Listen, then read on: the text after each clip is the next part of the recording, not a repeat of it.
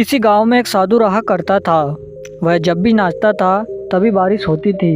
इसलिए गांव के लोगों को जब भी बारिश की ज़रूरत होती थी तभी वह लोग साधु के पास जाते और उनसे अनुरोध करते कि वह नाचे, और वह जब नाचने लगते तो बारिश ज़रूर होती थी। कुछ दिनों बाद 4 लड़के शहर से गांव में घूमने आए। जब उन्हें ये बात पता चली कि किसी साधु के नाचने से बारिश होती है तो उन्हें यकीन नहीं हुआ। शहरी पढ़ाई लिखाई के घमंड में उन्होंने गांव वालों को चुनौती दे दी कि अगर हम भी नाचेंगे तो बारिश होगी, और अगर हमारे नाचने से बारिश नहीं हुई तो साधु के नाचने से भी बारिश नहीं होगी।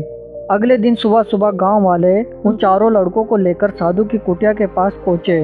गांव वाले ने साधु को सारी बातें बताई।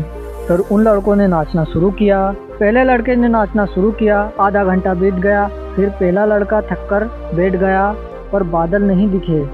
कुछ देर बाद दूसरे लड़के ने नाचना शुरू किया और 1 घंटे बीतते बीतते वह भी थक कर बैठ गया। बाकी दोनों लड़कों ने भी ऐसा ही किया, बारिश नहीं हुई। अब साधु की बारी थी। उसने नाचना शुरू किया। 1 घंटा बीत गया पर बारिश नहीं हुई। साधु फिर भी नहीं रुका, वह नाचता ही रहा। नाचते नाचते 2 घंटे बीत गए पर बारिश नहीं हुई। 4 घंटे बीत गए पर बारिश नहीं हुई।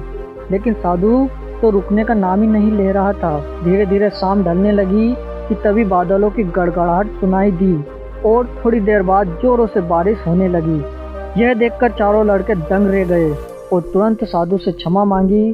फिर चारों लड़कों ने साधु से पूछा, बाबा भला ऐसा क्यों?